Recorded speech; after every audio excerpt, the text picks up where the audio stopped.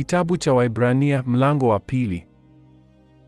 Kwa hiyo imetupasa kuyaangalia zaidi hayo yaliyosikiwa tusije tukayakosa.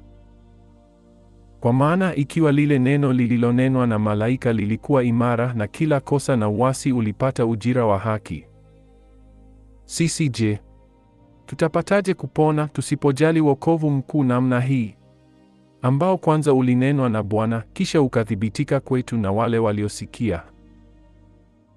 Mungu naye akishuhudu pamoja nao kwa ishara na ajabu na nguvu za namna nyingi na kwa magawanyo ya Roho Mtakatifu kama alivyopenda mwenyewe. Maana hakuweka chini ya malaika ulimwengu ule ujao tunaonena, ila mtu mmoja ameshuhudia hivi mahali fulani akisema, mwanadamu ni nini hata umkumbuke, ama mwana wa binadamu hata umwangalie? Umemfanya mdogo punde kuliko malaika, umemvika taji ya utukufu na heshima, umemtawaza juu ya kazi za mikono yako. Umeweka vitu vyote chini ya nyayo zake.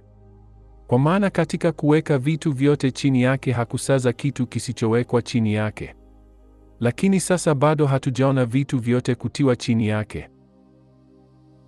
Ila twamwona yeye aliyefanywa mdogo punde kuliko malaika, yaani Yesu, kwa sababu ya maumivu ya mauti amevikwa taji ya utukufu na heshima, ili kwa neema ya Mungu aionje mauti kwa ajili ya kila mtu. Kwa kuwa ilimpasa yeye ambaye kwa ajili yake na kwa njia yake vitu vyote vimekuwapo, akileta wana wengi waufikilie utukufu, kumkamilisha kiongozi mkuu wa wokovu wao kwa njia ya mateso. Maana yeye atakasaye na hao wanaotakaswa wote pia watoka kwa mmoja. Kwa ajili hii haoni haya kuwaita ndugu zake, akisema, nitalihubiri jina lako kwa ndugu zangu, katikati ya kanisa nitakuimbia sifa. Na tena nitakuwa nimemtumaini yeye. Na tena tazama, mimi nipo hapa na watoto niliopewa na Mungu.